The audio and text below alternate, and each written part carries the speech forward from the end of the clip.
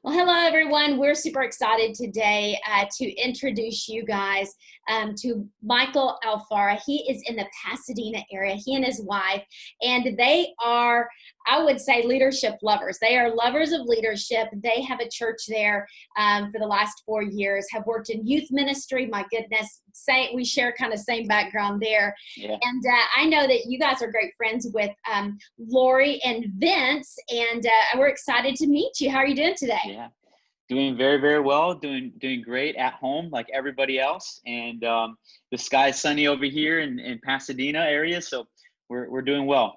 That's Yeah. great. That's great. Yeah. Well, I know that you guys in California have probably been a little bit sheltered longer than most in the country. And it is a time we're all having to pivot our lives. And you probably have a lot of people that you're reaching out to and needing those messages of hope. So, how are you guys, number one, how are you guys doing? Yeah, thank you. We appreciate that. We're doing very well. We're managing, just like anyone else. My wife and I just had 5 months ago now, we just had our firstborn baby.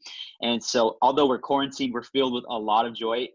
Ironically, check this out. Interesting enough, we named our daughter Hope. So yeah, isn't that funny? So we have a lot of joy right now, and we're doing well. We've been sheltering in place, just like many of the states, but we're doing well. Yeah, thank you for asking. That's so good. That's good. Well, I know that many people are out, kind of looking for messages of hope and trying to stay sane in this season. So what do you feel like some of the challenges that people are facing during this time? Yeah. Well, like you said earlier, I do ministry, and so I kind of, what I do is I kind of get the spiritual climate of things, especially in our area, our nation, our states, our cities. And one of the things that I think that we're challenged with right now is obviously is the coronavirus, but what comes along with that is fear. I think people are very, very fearful and words are powerful. So when you say pandemonium, that carries weight. And so with all the nervous buying and all just the rhetoric out there in the news, a lot of people are very much afraid right now.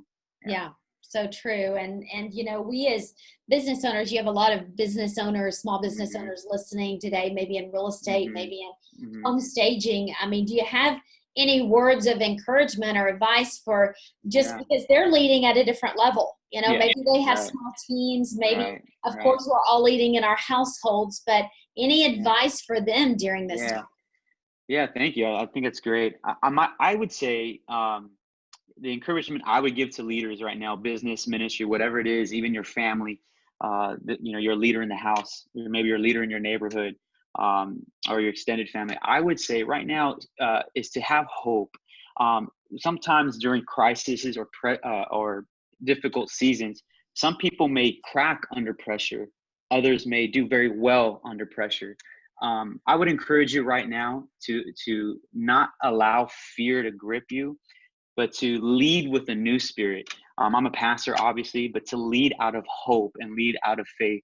The reason being is people need that right now. Even if they don't say it or share it, they may not even act like it. People really need hope. So I would just urge all leaders right now, especially in business, in your teams, is to lead with a positive attitude and encourage your people with hope. So absolutely. Yeah, that's good. And so maybe there are some listeners saying, well, number one, you can't give what you don't have. And so how can I, find hope during this season? Obviously we're believers. We, number one, look at our faith that gives us hope. And then what are some other outlets? I mean, do you have good authors, books? I mean, your daily routine, right? I mean, how do you start off?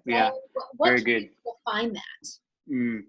I think that's wonderful. What I do, honestly, obviously this is spiritual, but I think if you're not a Christian, you're not religious or spiritual at all, you can do this in different avenues. What I do before I turn on the TV every morning or turn on my iPhone and Instagram and Facebook and all of that, I honestly meditate. Honestly, I say a prayer. I want to hear God's voice before I hear any other voice. Why is that important? Because we are so inundated with information. And let me tell you right now, leaders, just because there's a lot of information, it doesn't mean that it's all true, right? And for me personally, I find that God's word is true, that he is true. But if you're not religious, I would say get up in the morning and do some quiet time. Maybe I journal as well. So why don't just write your feelings down, meditate, have some quiet time, and clear your head. I think that one of the most powerful things that leaders can do is to lead with a clear mind, clear your thoughts, because there's a, you know, there can be wars right here, right in between your ears. And I think in a time of crisis, we need to be clear-minded and have some time in our day to focus and be level-headed. Yeah, that's good. And we know, like, out of the heart, the mouth speaks, right? So it's like Yeah, what absolutely. we're thinking, what we're feeling sometimes. Right.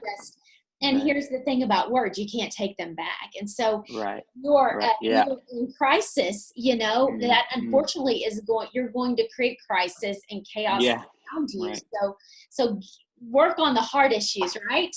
Yeah, and I would say this too. Honestly, this is the truth. You know, it does not mean that great leaders. It doesn't mean that they're not fearful. Absolutely not. Right. But with fear, there's another opportunity that comes with that. Is courage. Courage, right? To lead out of courage, and people want to follow a courageous person in the business field, in church, wherever it is, in your family. So I think that you just mentioned a good point, and I'll stop after this. But I think maybe journaling. What I do when I journal is I write out all my, even my ugly thoughts, because I get it out before I go and say some positive, because I want to give positive vibes and positive speech and positive outlook. So I think just to share that, write it down, share it with someone before you're leading. So that makes sense. Yeah, it's and you know, those of you that are familiar, with, like, whatsoever things are, right? Whatsoever things are good, are pure. Yeah. Those are the things that we Right. really want to be thinking on. And out of those thoughts, now we start speaking that. And I love that you brought out courage, because what is courage, right? Yes. I mean, there are times we can be walking forward, our knees are shaking, and you think about, other examples of people just moving forward. Can I share this with you too? I think that, I don't know for other people regarding business, but when I started, me and my wife started a church in Los Angeles, which is not spiritually a lot different than Texas. I'll be honest with you. You're in the Bible Belt. We're not in the Bible Belt, but I love my city. I was very fearful. I was very fearful of starting something new that I've never done before. You may have a lot of businesses who started their business with a lot of fear, but had a lot of hope and were dreamers. So I would say that to rekindle passion in your heart and to lead out of hope and integrity and regain that courage. It doesn't mean that leaders aren't fearful, but they lead with a different spirit, putting fear in the back seat.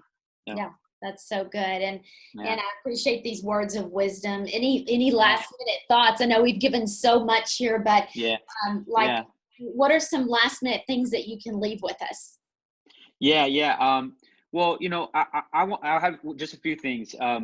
If you own a business or you're in ministry, I would say here's some practical things that I've done that I would encourage you to do: is surround yourself with wise counselors. Surround yourself with contemporaries. In business, these might be your competitors, but honestly, I've always been taught in business that leverage your relationships. That is your greatest resource, is your relationships. I would say also too, to look at the other resources that are available to you. I just heard about the CARE Act. That might be a wonderful resource. Look at programs that are available to you before you're laying off people.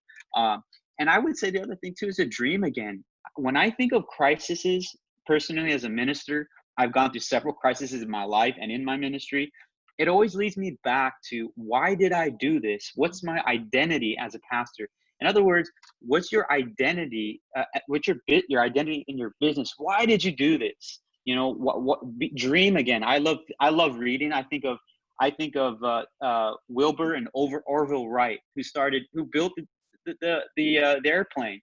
That they built their airplane in Dayton, Ohio, but there was a great challenge there. There was no wind in Dayton, Ohio, so they had to move their airplane to Kitty Hawk, North Carolina, where there was plenty of wind. So I think we're all going to face challenges, but I think the greatness of leadership is how we respond to that. So don't let this crisis, you may even shut you down, but dream again. Why did you start your business? Go back to that. What's your identity, and what's your why, and lead out of that. So Yeah, that's failure is not final. Keep that's on going.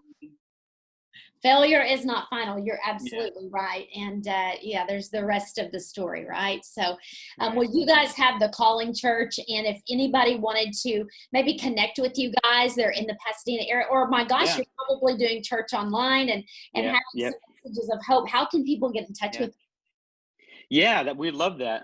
Yeah, so you can get in touch with you. Follow our Instagram handle. We have a Instagram. It's at the Calling Church. You can find us on YouTube at the Calling Church. You see my face. You click the button, you'll see me there. Yeah, and then our website www.thecallingla.com. So that's how you? you can find us. Yeah. That's perfect. Well, Michael, we appreciate you so much taking time out of your day. You go enjoy your beautiful Yeah. daughter. Oh, thank you. I love that. I love, and now you have a story to share with her. Right. About, Yeah. Right. this time. So I love that. And thank you again. We appreciate you. Thank you. All right. Thank you. God bless you guys. Take it easy. Thank you.